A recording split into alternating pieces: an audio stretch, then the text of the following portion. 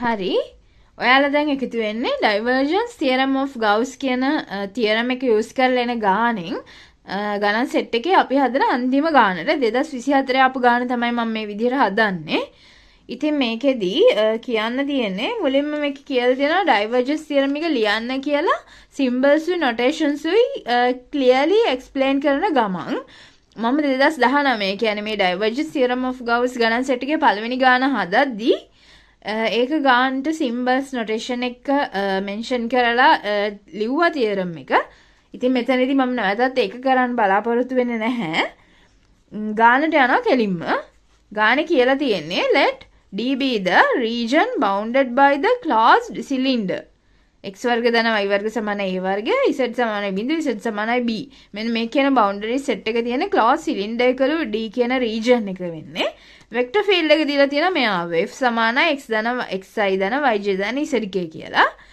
ඉතින් අපිට කියන්නේ divergence theorem එක verify කරන්න කියලා මේ case එකට cylindrical coordinates use කරන්නලු surface integral උයි volume integral උයි දෙකම ගද්දී cylindrical polar coordinates use කරන්න කියලා තමයි යාලා කියන්නේ.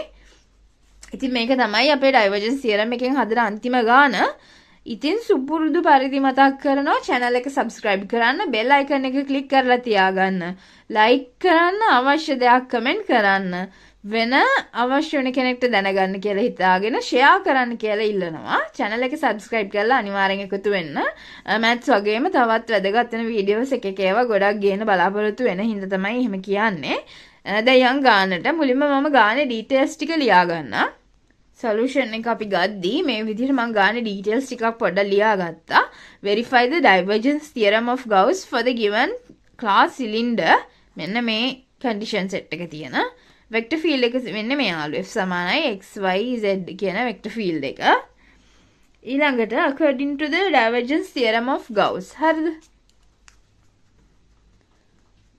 according to the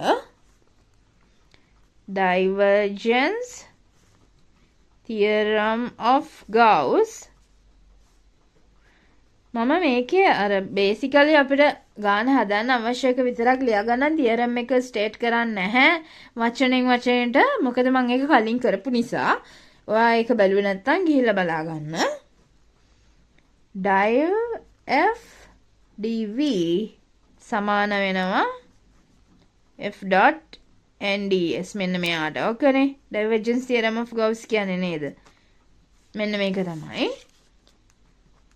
දැන් මේ theorem එක verify කරන්න යන්නේ දීලා තියෙන vector field එකටයි region එකටයි හරිද අනුව ඒ condition අදාළ conditions වලට අනුව කරන්න තමයි යන්නේ දැන් අපි මුලින්ම හොයාගමු div f හොයමු නේද div f කියලා කියන්නේ මේකනේ මෙයා නේද එතකොට එනවා i වරක් ඩාබට ඩාබ x ධන j ඩාබට ඩාබ y ධන k ඩාබට ඩාබ z නේ මෙයා ඩොට් f කියලා අපිට දීලා තියෙන්නේ xi ධන yj ධන zk මේකනේ f කියලා දීලා තියෙන්නේ එතකොට මේ සෙට් එක පාෂල් කරනවා මෙයාගෙන් x මෙතෙන්ට ආවම x විශ්යෙන් පාෂල් කරාම එකක් එනවා y මෙතෙන්ට දැම්මම y විශ්යෙන් පාෂල් කරාම එකක් එනවා z එකත් ඒ විදිහට එකක් එනවා උත්තරේ එනවා 3ක් div f එකට අපිට උත්තරේ එනවා 3ක් මේ විදිහට 3යි කියලා ඊළඟට අපි ලිමිට් සෙට් කරන්න යන්නේ අපේ divergence theorem එකට මේවා දාන්න ලිමිට්ස් ටික ගන්න ඕනේ setting the limits z යනවා බිඳුවේ ඉඳන් බීට ඒක පැහැදිලි ඊළඟට x වර්ග ධන y වර්ග සමානයි a වර්ග කියලා තියෙනවා මම එකෙන් ගන්නවා y සමානයි a වර්ග ඍණ x වර්ගගේ වර්ගමූලය කියලා නේද එතකොට y කොහාටද යන්නේ y යන්නේ ඍණ මෙයාගේ ඉඳන් ධන මෙයාට නේ a වර්ග ඍණ x වර්ග ඍණ මෙයාගේ ඉඳන් ධන මෙයාට y යනවා x යන්නේ කොහාටද x සමානයි බිඳුවේ ඉඳන් නෙමෙයි sorry ඍණ a ගේ ඉඳන් a ට තමයි x යන්නේ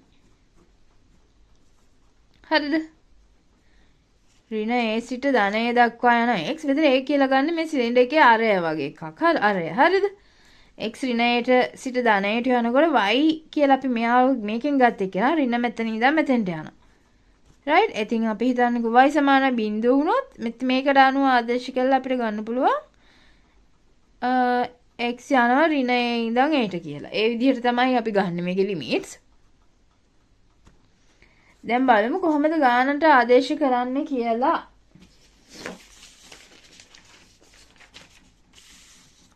අපිට ගානේ එතකොට දාන්න වෙන්නේ මේ විදිහටනේ.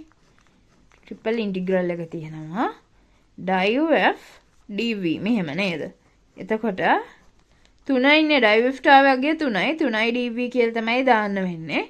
ලිමිට්ස් ටික දාගමු මුලින්ම. මේ විදිහට මම දානවා z සමානයි බිඳුවේ ඉඳන් b වලට x යනවා ඍණ a ගේ ඉඳන් a වලට y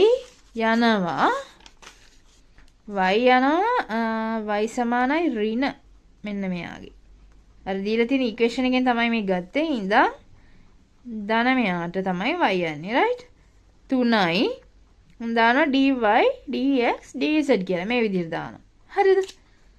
දැන් එතකොට එනවා 3 වරක් 3y කියලා එකක් එනවනේ සෙට් වෙනවනේ මෙතෙන්ට නේද? මේ විදිහට මේ ඇතුලේ අනුකලනය කළාම එනවා මේක. එතකොට දාන්න එක a වර්ග ඍණ x වර්ග a වර්ග ඍණ x වර්ගගේ ඍණ මාර්ක් එකක් දෙන එක නා dx dz මේ විදිහට. එතන a ඍණ a ගේ ඉඳන් ධනයට යනවා. මෙයා මෙතන z යනවා බිඳුවේ ඉඳන් b ට. හරිද? මේ විදිහට තමයි දාන්නේ. දැන් එතකොට දැන් ආදේශය කරනවා. z සමානයි බිඳුව b x සමානයි ඍණ a to ධන a. මගේ ඉංග්‍රීසි සිංහල මික්ස් වෙලා කතා කරන්න කියන්නේ. මට මේ ගාන ෆීල් වෙන විදිහට මට සම්පූර්ණයෙන්ම ඉංග්‍රීසි වලින් මම කියන්නෙත් නැහැ සිංහලෙන් කියන්නෙත් නැහැ.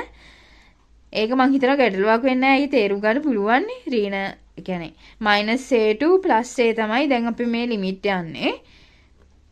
එතකොට දැන් මේක එනවා මේ y කියන එක නේද මේ දෙනවා ආදේශ කරාම එන්නේ 3 වරක් a වර්ග ඍණ x වර්ග මෙයා ඍණ මෙයානේ මේ විදිහට එන්නේ.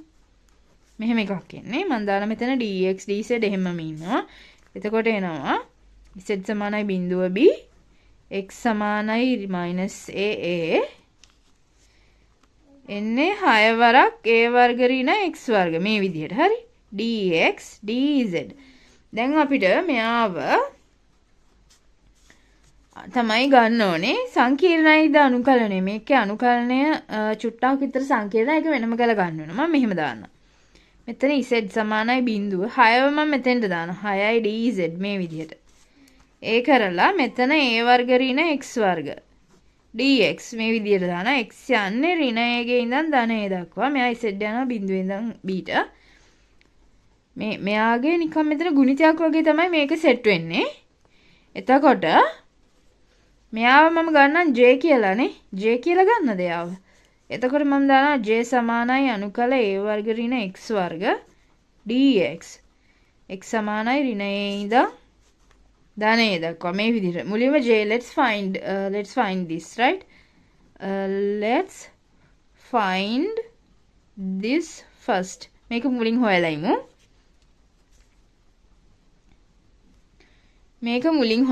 හරිද? Let's find this first. බලමු මේක කොහොමද ගන්නෙ කියලා. මම දානවා මේකේ ත්‍රිකෝණමිතික ආදේශයක් කරන්න. x සමානයි a sin θ කියලා දානවා. එතකොට මේකෙන් අපිට එනවා dx මෙයාව θ විශ්ව නවකලනය කරාම a cos θ d θ කියලා මේ විදිහට නේද? එතකොට අපිට j ලියන්න පුළුවන් අනුකල a වර්ග ඍණ a වර්ග sin වර්ග θ කියලා. ඇයි x සමාන a sin θ නේ කියලා ගත්තේ මම. මෙයා dx වෙනුවට අපිට ලියන්න පුළුවන් dx වෙනුවට මෙයාව දාත හැකි වරක් a cos θ d θ මේ විදිහට නේද? හරි. මේකේ සීමාව වෙනස් කරන්න වෙනවා. එතකොට t θ යන්නේ කොහොමද? x සමානයි a sin θ කියලානේ අපි ගත්තේ. හරි. ඒක මම කියලා දෙන්නම්. සීමාව දාන්නේ කොහොමද කියලා. x සමානයි a sin θ කියලා ගත්තා. x ගේ ලිමිට්ස් තියෙන්නේ අපිට ඍණ a වල ඉඳන් ධනයටනේ. ඉතින් මේ දෙන්නා ආදේශ කරන මම x සමානයි a sin θ කියන එක නට දැන් මෙයා ඍණය වුණා කියලා හිතන්නකෝ. එතකොට ඍණ a සමානයි a sin θ. sin θ සමානයි ඍණ 1. right? එතකොට 5 බෙදීම θට එනවා මට -5 බෙදීම 2 කියලා ගන්න පුළුවන්. ඊළඟට x සමානයි a sin θ කියන එකට මම ආදේශ කරනවා මෙතන x කියන්නේ a ධන a කියලා. ඒතර a සමානයි a sin θ මේ විදිහට. එතකොට sin θට ධන එකක් එනවා. θට මට දාන්න පුළුවන් 5 බෙදීම 2 කියලා. එතකොට θගේ ලිමිට්ස් යන්නේ ඍණ 5 බෙදීම 2 ඉඳන් 5 බෙදීම 2ට. හරිද? මම හිතනවා ඒක පැහැදිලි කියලා.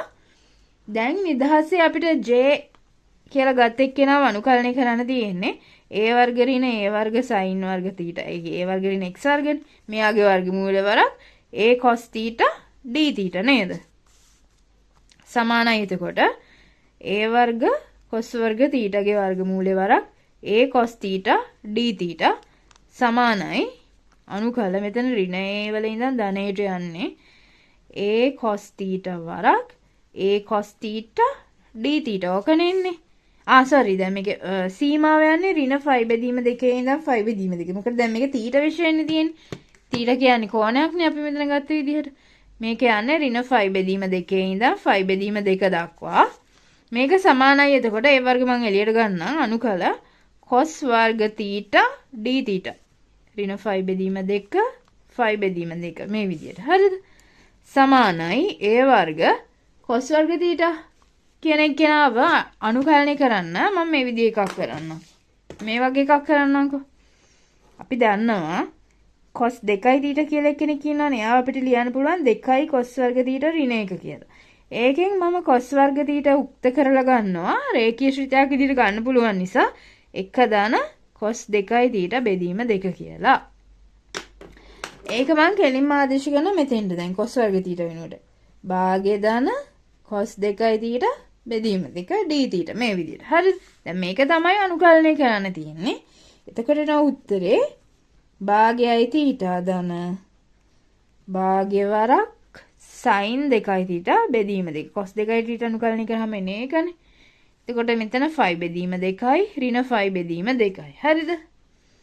සමානයි මම මේක භාගයක් එළියට දාන්නම්. එතකොට නෝ a වර්ග බෙදීම 2 වරක් θට මම 5 බෙදීම 2 ආදේශ කරනවා. 5 බෙදීම 2 දාන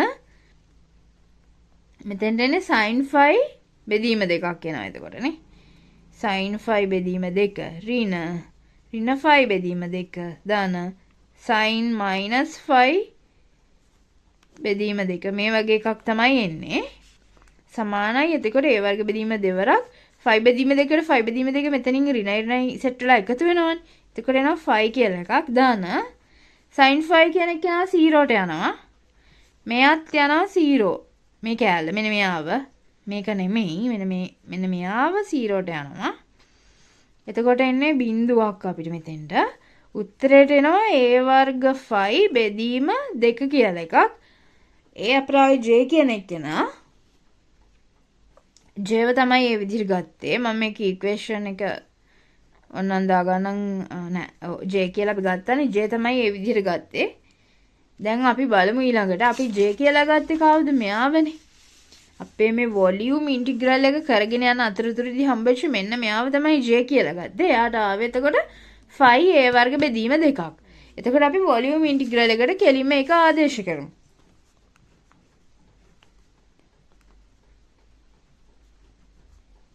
dv මෙයා සමානයි z සමානයි බිඳුවේ ඉඳන් 6ට යනවා කියලා ගත්තා. මෙතන අපි 6ට නෙමෙයි bට. මෙතන ගත්ත 6 කියලා dz වරක් j ට ආපු එක කෙලින් මෙතන ආදේශ කරනවා. 5a වර්ග බෙදීම 2 මේකනේ ආවේ. වරක් dz ඉන්නවා. දැන් z විශේෂ අනුකලනයක් කරන්න තියෙන්නේ. අනුකල 6 වරක් 5a වර්ග බෙදීම 2යි dz බිඳුව b. ඔහොමනේ තියෙන්නේ. සමානයි එතකොට දෙවරක් 1යි දෙවරක් 3යි. 3යි 5a වර්ග කියන එක කෙනා අනුකල dz මෙහෙම බිඳුව b. එනවා එතකොට උත්තරයක් 3යි 5a වර්ග z නේ. සීමාව බිඳුව b. එතකොට මෙතෙන්ට එනවා උත්තරය අපිට ගන්න පුළුවන් 3යි 5a වර්ග වරක් b ඍණ බිඳුවනේ. ඒ කියන්නේ එතකොට 3යි 5a වර්ග b. වොලියුම් ඉන්ටිග්‍රල් එක ආවා මෙයා වොලියුම් ඉන්ටිග්‍රල්. වොලියුම් ඉන්ටිග්‍රල් එක ආවා අපිට 3.5a වර්ග බෙදීම b කියලා. sorry 3.5a වර්ග b කියලා. දැන් බලන්න යන්නේ සර්ෆස් ඉන්ටිග්‍රල් එකත් ඒකම එනවා නම් අපිට කියන්න පුළුවන් මේ දීලා තියෙන කන්ඩිෂන්ස් වලට ඩයිවර්ජන්ස් තියරම් එක වෙරිෆයි වුණා කියලා. දැන් බලමු කොහොමද සර්ෆස් ඉන්ටිග්‍රල් එක හොයන්නේ කියලා. හරිද?